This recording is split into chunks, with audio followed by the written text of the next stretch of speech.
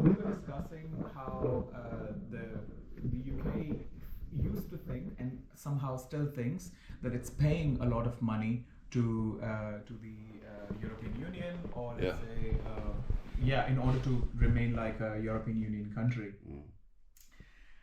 But what people do not realize that in absolute money terms, yes, the UK was paying, yeah, but in terms of the value realization, because you cannot just say that okay, a country is paying this much money. For example, in terms of the grants and in terms of, let's say, all these humanitarian things, America is spending the most money right now. And that's what Donald Trump keeps on saying, that oh, we are spending so much money. But in terms of absolute value, the Americans are also gaining the most value from the entire world resources, and we all know that, yeah. So of course they would have to pay for it, but actually they have to pay even more, which they never do. Similarly, in the UK, they always kept saying that we are paying so much money to the European Union, but they were also the ones getting the most benefit. How?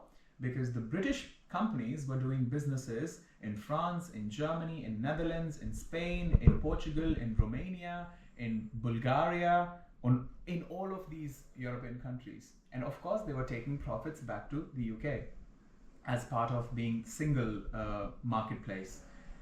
Also, these people were hiring European people who were cheaper than the British public. Yeah. So, like for example, how Waitrose, which is a British supermarket chain, ended up making more money. That is, when you buy those frozen pizzas and salads, they're not made in the UK.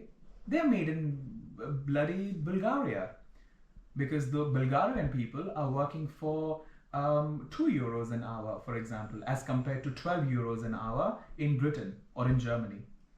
So it's British companies making more profit by employing cheaper public because they have access to cheaper labor, and that's what you get in terms of benefit. And now you're out of the European Union, you don't have access to the Bulgarian cheap labor. So yes, of course, you do not pay to the European Union in terms of contribution, but you also don't have the value anymore. And that's why your economy is in ruins. Good. That's really good. As we were discussing yesterday, people realize that Europe is all shiny and charming and blah, blah, blah, and you earn a lot of money. Yeah, you earn a lot of money, you also spend a lot of money, right? For example, my salary, if I had half my salary in India, I would have one domestic help. I would not be, let's say, cleaning my apartment. I would not be cleaning my dishes. I would not be doing my laundry. I would actually live like a king with half the salary.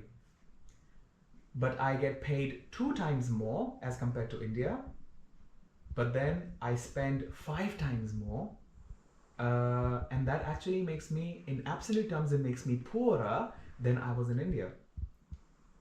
And that's what I think you were trying to say yesterday, that people who live in Africa or people who are still living, let's say, in parts of India where they don't know much reality about living in expensive countries, they don't realize that yes, on one hand, you'll be making a lot of money, but close to 70 to 80% of that money is just gone from your hands. So you're left with 20%. I mean, you're able to travel, yes, because you can work in a rich country and then you can travel to a poor country and feel like a king, but for 10 days you feel like a king, but then you're back to the old grind, like I can't go to Switzerland and feel like a king, so and the same economics is also applicable to countries, and yes, and in terms of the absolute contribution and then the value realization. For example, there's a very good analogy someone told me because we are sitting in Frankfurt, and Frankfurt is a city of banks.